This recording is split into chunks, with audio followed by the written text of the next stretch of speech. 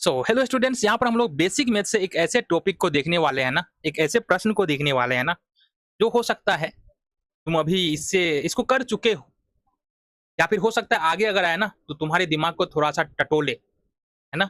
दिमाग तुमको हो सकता है वहां पर प्रयोग करना पड़े, बट अगर तुम इस वीडियो को देख लेते हो ना, तो अगर इस तरह की समस्या आती है तो तुम इजिली समझ पाओगे इस तरह की समस्या के साथ खेलना कैसे, खेलते खेलते प्रश्नों को कर जाओगे।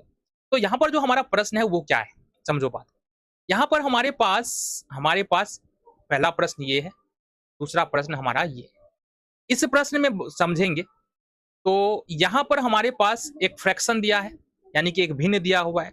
इस भिन्न को अगर हम गौर से देखेंगे तो इस भिन्न का, पहले वाले प्रश्न में भिन्न का जो अंश है वो कितना है हमारा, 3 है। अंश कितना है हमारा, 3 है। उसके बाद अगर बात कर ले, इस पहले वाले प्रश्न में जो भिन्न का हर है वो कितना है, 5/6 है। अब दूसरे प्रश्न की बात करें, दूसरे प्रश्न में देखेंगे तो यहां पर हमारा अंश, भिन्न का अंश है वो है हमारा 3/5 और हर है हमारा 6। बस अंतर इतना से, हर है हमारा 6, अंतर इतना है। अब समझो क्या अगर हम इस प्रश्न को हल करते हैं तो हमारा उत्तर समान आएगा, क्योंकि देखने में तो दोनों प्रश्न लगभग लगभग समान दिख रहा है ना। वो तो करेंगे तभी समझ में आएगा। आ जाओ जी, प्रश्न को सॉल्व करते हैं। यहां पर देखो, फ्रैक्शन का मतलब क्या होता है। अगर हमारे पास लिखा हुआ है x/y, इसका मतलब होता है x is divided by y। या अगर हमारे पास लिखा हुआ है 4/2, तो इसका मतलब होता है 4 इज डिवाइडेड बाय 2, और उत्तर आता है हमारा 2। इसको ऐसे भी कर लेते हैं हम, तो 2 × 4। बातें समझ में आ गई। चलो जी, बहुत बढ़िया। हमने कहा कि फ्रैक्शन का मतलब होता है, अगर फ्रैक्शन को सॉल्व करते हैं तो उसका मतलब होता है अंश बट्टे हर। क्या होता है हमारा, अंश बट्टे हर। आ जाओ जी, प्रश्न पे चलते हैं। उसका मतलब होता है अंश बट्टे हर। यहां पर अगर हम देखें गौर से, तो समझना जरा। यहां पर अगर गौर से देखें तो पहले फ्रैक्शन में हमारा अंश है 3, तो हम लिखेंगे यहां पर अंश हमारा 3 है। देन गौर से देखना यहाँ हमने कहा कि अंश है हमारा 3, तो इसका मतलब 3/1 होगा। ठीक है। देन हमारे पास हर है 5/6। हर कितना है हमारा, 5/6।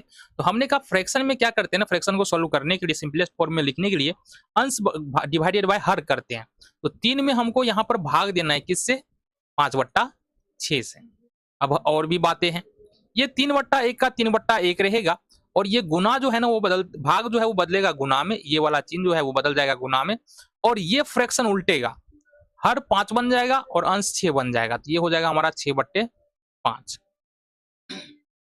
अब अगर गौर से देखो तो ना ही ये कोना कोनी कटने वाला है, क्रॉस में कटने वाला है, ना ही ऊपर नीचे कटने वाला है। तो इट मीन्स कि इसको हमको क्या करना पड़ेगा, गुना करना पड़ेगा। 6×3 = 18 और 5×1 = 5। ये तुम्हारा उत्तर आ गया। अगर ये दोनों प्रश्न समान है तो उत्तर भी समान आना चाहिए हमारा। तो चेक करते हैं। हमने कहा कि फ्रैक्शन को यदि सिंपलेस्ट फॉर्म में लिखना है तो अंश को हर से भाग देते हैं। तो अंश हमारा है 3/5, और इसमें भाग देना है हमको हर से। हर कितना है हमारा, 6 है। 6 का मतलब 6/1। अब आ जाओ, हमने कहा पहले वाले फ्रैक्शन के साथ कुछ भी नहीं करना है, गुना भाग को कर देना है यहाँ पर गुना। देन ये 1 ऊपर चला जाएगा और 6 नीचे आ जाएगा, मतलब 1 अंश बन जाएगा और 6 हर बन जाएगा। यहाँ से होगा 3 एकम 3, 3 दूनी 6, और 1 बट्टे में 5 दूनी 10। तो यहाँ पर देख रहे हैं हम, यहाँ पर पहले में आ रहा है 18/5, जबकि देखने में दोनों प्रश्न समान लग रहा है, और दूसरे का उत्तर आ रहा है 1/10। तो इस तरह से हम देखते हैं कि अगर थोड़ा सा अंतर तुमको दिख रहा है ना, अंश और हर में यहाँ पर अंतर नजर आ रहा है, और वो अंतर को अगर तुमने ध्यान में नहीं रखा तो तुम्हारा उत्तर कभी भी नहीं आने वाला है। इस तरह का कैलकुलेशन ना 9th 10th में जाओगे या आगे क्लास में जाओगे ना, तब तो प्रश्नों के बीच में देखने के लिए मिल जाता है, और बार बार ये कंफ्यूजन हमारा जो क्वेश्चन है उसको गलत करवा के जाता है। तो ये सारे कंफ्यूजन दूर करना बहुत ज्यादा जरूरी हो जाता है।